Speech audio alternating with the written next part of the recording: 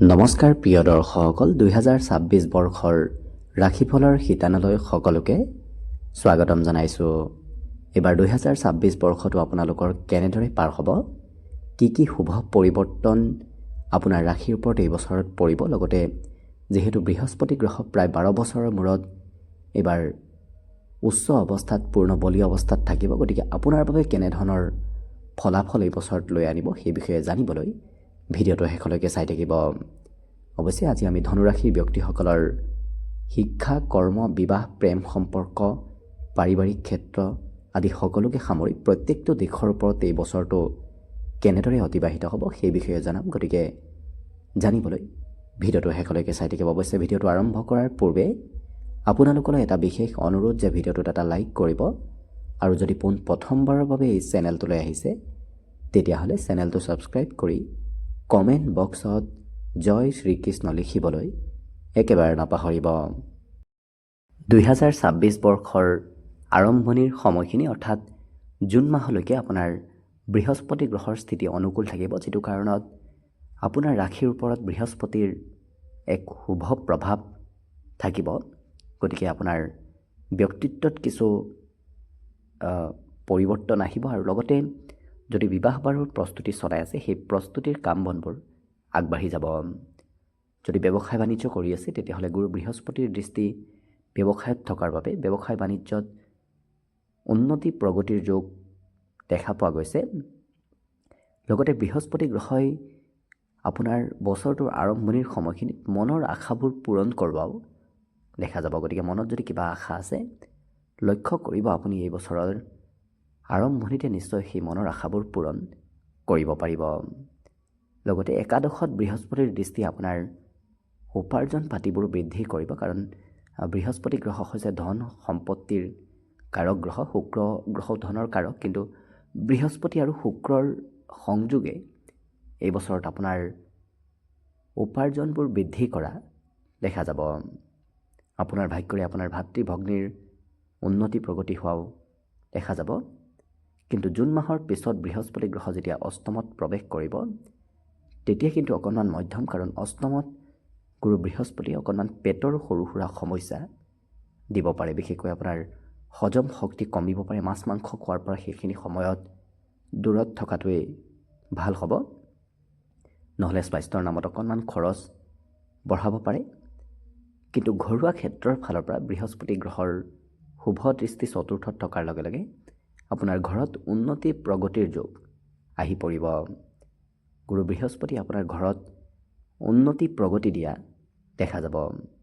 লগতে নতুন নতুন বন্ধুৰ সৈতে মিত্ৰতা বাঢ়িব, বন্ধু বান্ধৱৰ সৈতে যোগাযোগবোৰো পুনৰ ভাল হৈ পৰিব। গতিকে বৃহস্পতি গ্ৰহৰ অমৃতময়ী দৃষ্টি চতুৰ্থ স্থানত থকাৰ বাবে আপুনি ঘৰুৱা ক্ষেত্ৰত আৰু বন্ধুত্বৰ ক্ষেত্ৰত কোনো ধৰণৰ চিন্তা কৰাৰ প্ৰয়োজন নাই। সেই দুয়োটা ক্ষেত্ৰত বৃহস্পতি গ্ৰহই শুভ ফল দিয়া দেখা যাব, কিন্তু অকণমান স্বাস্থ্যৰ যত্ন ৰখাৰ প্ৰয়োজন আছে।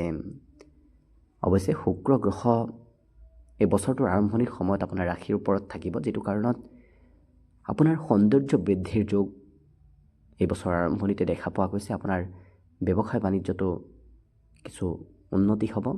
যদি বিবাহৰ উপযুক্ত তেতিয়াহ'লে লক্ষ্য কৰিব বিবাহৰ কাম বনবোৰ আপোনাৰ এই বছৰৰ আৰম্ভণিতে আগবঢ়া পৰিলক্ষিত হ'ব। লগতে ৰবিও যিহেতু আপোনাৰ ৰাশিৰ পূৰ্ণ প্ৰভাৱত থাকিব, যিটো কাৰণে আপোনাৰ এই বছৰত উন্নতি প্ৰগতিৰ যোগ প্ৰবল দেখা পোৱা গৈছে। কাৰণ ৰবিৰ স্থিতিয়ে আপোনাৰ 2026 বৰ্ষটোত আত্মবিশ্বাস মনোবল বৃদ্ধি কৰা দেখা যাব। কাৰণ সম্পূৰ্ণ অৱশ্যে 2026 বৰ্ষটোৱে যিহেতু ৰবিৰ বৰ্ষ, গতিকে ৰবিৰ বৰ্ষৰ সময়ত যেতিয়া আপোনাৰ ৰাশিত ৰবিৰ প্ৰৱেশ হ'ব তেতিয়া আপুনি লক্ষ্য কৰিব এই বছৰ সম্পূৰ্ণ বছৰটোত আপুনি নিজৰ আত্মবিশ্বাস, নিজৰ সাহস বৃদ্ধি কৰিব পাৰিব। অৱশ্যে বুধ আৰু মঙ্গল এই দুয়োটা গ্ৰহ আপোনাৰ ধনস্থানত থাকিব। গতিকে ধনস্থানত বুধ মঙ্গল গ্ৰহৰ স্থিতিয়ে আপোনাৰ হাতত ধন কিছু সঞ্চয় কৰা বা একাধিক পথেৰে ধন আগমনৰ সম্ভাৱনা এই বছৰৰ আৰম্ভণিৰ সময়খিনিত দেখা পোৱা গৈছে। লগতে মঙ্গল গ্ৰহৰ পূৰ্ণ দৃষ্টি যিহেতু অষ্টমত থাকিব, গতিকে অকণমান স্বাস্থ্যৰ কিছু যত্ন ৰখাৰ প্ৰয়োজন আছে। হয়তো সৰু সুৰাভাৱে আঘাতপ্ৰাপ্ত মাজে সময়ে হ'ব পাৰে, গতিকে আপুনি নিজৰ স্বাস্থ্যৰ প্ৰতি কিছু যত্ন ৰাখিব, গুৰুত্ব ৰাখিব। যান বাহন চলোৱাৰ ক্ষেত্ৰতো সতৰ্কতা অৱলম্বন কৰাৰ প্ৰয়োজন আছে। কিন্তু মঙ্গল গ্ৰহৰ পূৰ্ণ দৃষ্টি আপোনাৰ শিক্ষাত থাকিব, উচ্চ শিক্ষাতো থাকিব। গতিকে সেই মঙ্গল গ্ৰহ যিহেতু তুংগী অৱস্থাত থাকিব, যিটো কাৰণত আপুনি যিখিনি পঢ়িব খুব কম সময়ৰ ভিতৰত পঢ়া শুনাৰ কথাবোৰ অধ্যয়ন কৰিব পাৰিব, আয়ত্ত কৰিব পাৰিব। বিশেষকৈ এওঁলোকে খুব কম সময় পঢ়িব, কিন্তু কম সময়ত বহু কথা আয়ত্ত কৰি লোৱা ব্যক্তিত্ব এওঁলোকৰ ভিতৰত বাঢ়িব। গতিকে লক্ষ্য কৰিব, পঢ়া শুনাৰ ক্ষেত্ৰৰ ফালৰ পৰাও শুভভাৱেই পাৰ হ'ব। লগতে যিহেতু পিতৃৰ ৰূপত মঙ্গল গ্ৰহ পূৰ্ণ দৃষ্টিত থাকিব, যিটো কাৰণত আপুনি লক্ষ্য কৰিব আপোনাৰ ভাগ্যৰে পিতৃৰ উন্নতি প্ৰগতিৰ যোগো দেখা পোৱা গৈছে। কিন্তু শনিদেৱৰ স্থিতি এই বছৰত আপোনাৰ ৰাশিৰ পৰা চতুৰ্থত থাকিব, যিটো কাৰণত শনিদেৱৰ স্থিতি অকণমান বন্ধুত্বত কিছু খেলি মেলি লগোৱাৰ চেষ্টা কৰিব পাৰে। গতিকে বন্ধুৰ সৈতে মাজে সময়ে হয়তো মতবিৰোধ কৰাব পাৰে। কোনোবা পুৰণা বন্ধু হয়তো আপোনাৰ পৰা গুচি যাব পাৰে, গতিকে আপোনাৰ ওচৰৰ পৰা গুচি যাব পাৰে। গতিকে বন্ধুত্বত কিছু গুৰুত্ব দিয়াৰ প্ৰয়োজন আছে। লগতে ঘৰৰ যদি কিবা কাম চলি আছে, সেই কাম বনবোৰত অকণমান পলম হোৱাও দেখা যাব, কাৰণ শনিদেৱে কেতিয়াবা বহু ক্ষেত্ৰত কাম বনবোৰ পলম কৰায়। গতিকে আপোনাৰ যিহেতু এই বছৰত শনিদেৱৰ স্থিতি ঘৰুৱা ক্ষেত্ৰতো থাকিব অকণমান, যিটো কাৰণত ঘৰৰ যদি হৈ কিবা কাম কৰিবলগীয়া আছে, আপুনি সেই কাম বনবোৰ সময়তকৈ অকণমান হ'লেও পলম হোৱা দেখা যাব। কিন্তু ষষ্ঠ স্থানত শনিদেৱৰ পূৰ্ণ দৃষ্টিয়ে আপোনাৰ শত্ৰুবোৰ নোহোৱা কৰি তুলিব। গতিকে শত্ৰু আপোনাৰ ওচৰত আহিলেও সেই শত্ৰুবোৰ আপোনাৰ ওচৰৰ পৰা নোহোৱা হৈ পৰিব। কৰ্মত শনিদেৱৰ যিহেতু এটা দৃষ্টি থাকিব, যিটো কাৰণত কাম বনবোৰ অকণমান সময়তকৈ কিছু পলম হ'ব পাৰে। কিন্তু যদি আপুনি কৰ্মত যোগ্য ব্যক্তি, তেতিয়াহ'লে লক্ষ্য কৰিব নিশ্চয় আপুনি কৰ্মক্ষেত্ৰত নিজৰ যোগ্যতা প্ৰদৰ্শন কৰিব পাৰিব।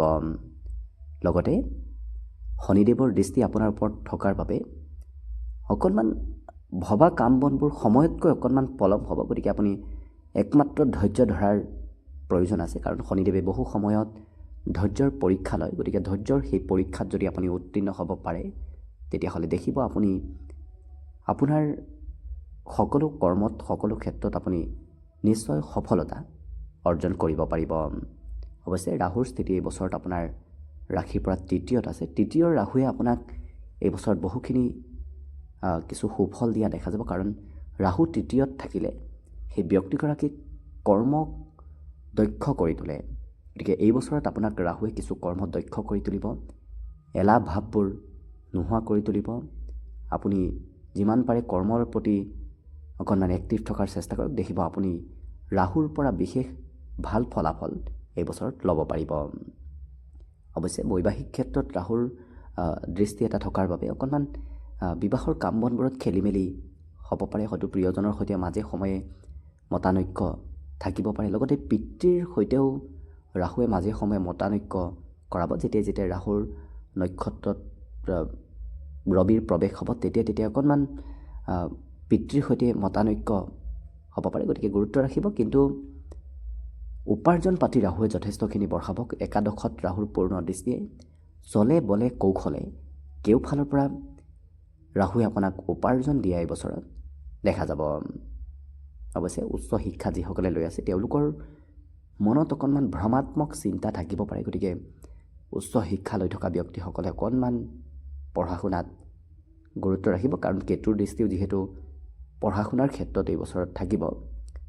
গতিকে তেনে ক্ষেত্ৰত অকণমান পঢ়া শুনাৰ ক্ষেত্ৰৰ ফালৰ পৰা ধৈৰ্যৰ পৰিমাণো কমিব পাৰে। ভ্ৰমাত্মক অদৰকাৰী চিন্তাবোৰ মনত আহি থাকিব পাৰে। গতিকে সেই চিন্তাবোৰ যদি আপুনি দূৰ কৰিব পাৰে, তেতিয়াহ'লে নিশ্চয় শুভ ফল এই বছৰত আপুনি ল'ব পাৰিব। অৱশ্যে ৰাহু কেতুৰ প্ৰতিকাৰ হিচাপত আপুনি প্ৰতি শনি আৰু মঙলবাৰে হনুমান চালিচা পাঠ কৰাৰ আৰম্ভ কৰি দিয়ক। দেখিব ৰাহু কেতু শনিজনিত পীড়াৰ পৰা আপুনি নিশ্চয় মুক্তি লাভ কৰিব পাৰিব। অৱশ্যে বৃহস্পতি গ্ৰহৰ শুভ প্ৰভাৱে আপোনাৰ বাকী গ্ৰহসমূহৰ বহুখিনি অশুভ প্ৰভাৱ অৱশ্যে বছৰটোৰ আৰম্ভণিৰ সময়খিনিত নোহোৱা কৰিব, গতিকে বৰ বিশেষ চিন্তা কৰাৰ প্ৰয়োজন নাই। অৱশ্যে ৰবি, শুক্ৰ, বুধ, মঙল এই 4টা গ্ৰহই যিহেতু ৰাশিচক্ৰত খুব সোনকালে ৰাশি পৰিৱৰ্তন কৰে, গতিকে যেতিয়াই সেই 4টা গ্ৰহই ৰাশি পৰিৱৰ্তন কৰিব তেতিয়া আমি ভিডিঅ'ৰ জৰিয়তে আপোনালোকক জনাম কোনটো মাহ আপোনালোকৰ কেনেদৰে পাৰ হ'ব, আৰু প্ৰত্যেকটো মাহতে আমি আপোনালোকৰ বাবে ৰাশি ফলাফলবোৰ লৈ আনিম। গতিকে সেই বিষয়ে জানিবলৈ ভিডিঅ'টো লাইক কৰি চেনেলটো ছাবস্ক্ৰাইব কৰি ৰাখিব, তেতিয়া আপোনালোকে আমাৰ ভিডিঅ'সমূহো সময়ে সময়ে পাই থাকিব। গতিকে আশা কৰিছোঁ 2026 বৰ্ষটো যেন আপোনাৰ বাবে শুভ আৰু মংগলময় হৈ পৰক, তাৰেই কামনাৰে আজিৰ বাবে ভিডিঅ'টো ইমানতে সামৰণি মাৰিছোঁ। ধন্যবাদ।